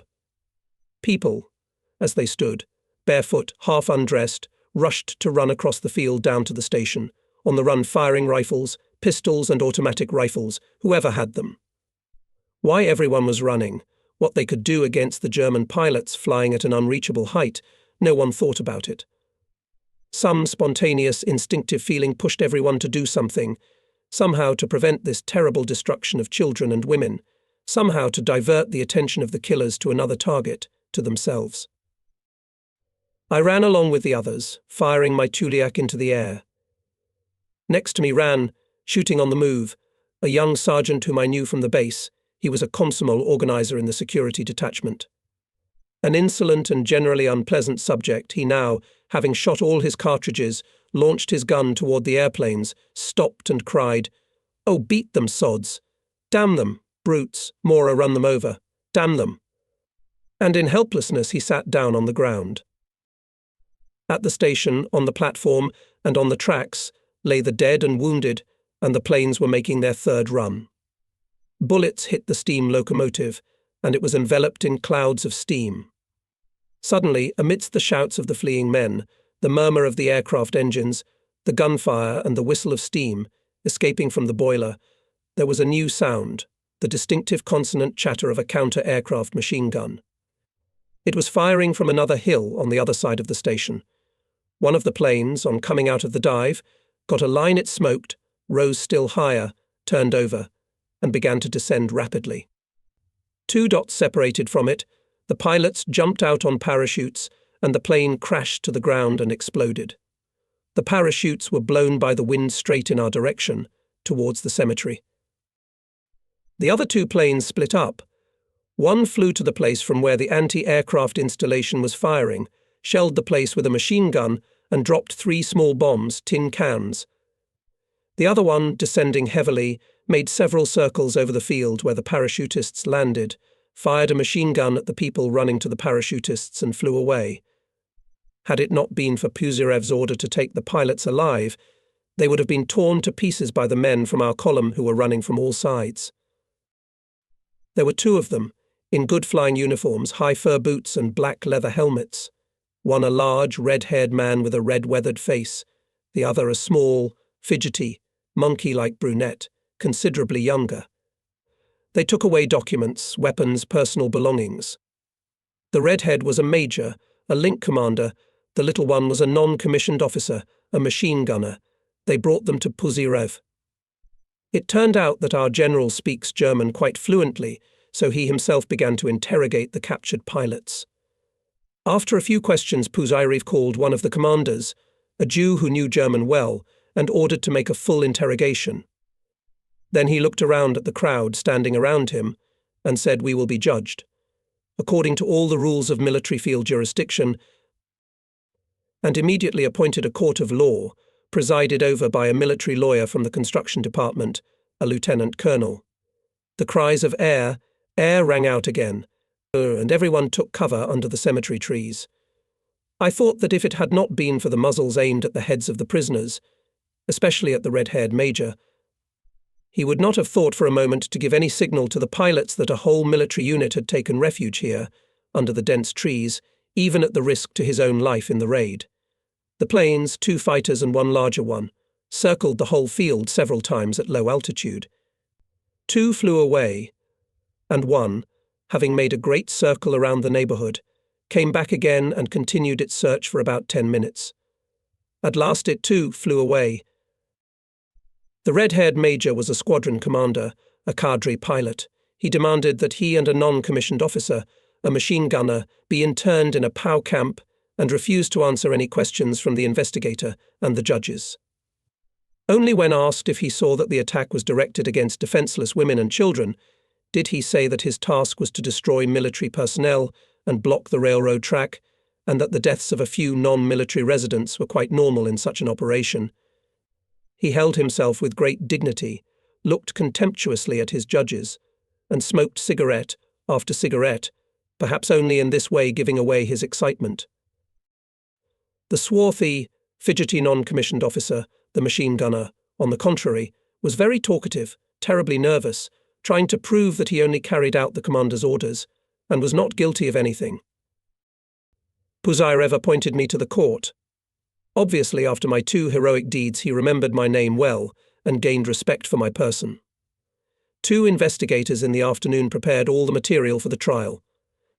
At the station there were 41 people killed, 16 children, 21 women and 4 men, 2 railroad workers and 2 soldiers. The steam locomotive was wrecked, also 7 cars. The main tracks are completely blocked. The wounded, totaling 36 people, women, children and 2 locals, were sent in collective farm cars to Slutsk. The last 2 wagons bore Red Cross signs. The prosecutor, one of the lawyers of the directorate, argued that it was clear to the commander of the attacking German planes that the purpose of their attack was the refugee train, which posed no military danger, and that by organizing the raid and shelling of the peaceful defenseless population, he, a major, had violated such and such articles of international laws, and his actions were clearly criminal in nature, incompatible with the rank of an officer, and not compelled by circumstances. During the investigation and repeated interrogations of the non-commissioned machine gunner officer, It became clear that the major had ordered him to concentrate his fire directly on the railroad train, and that the firing on the fleeing women and children was an initiative of the non-commissioned officer himself, which, however, the major did not forbid. Prosecutor demanded the death penalty for both prisoners. Defense counsel, without disputing the data of the investigation, insisted on the transfer of the prisoners to the rear military authorities, expressing doubts as to the legality of the sentence.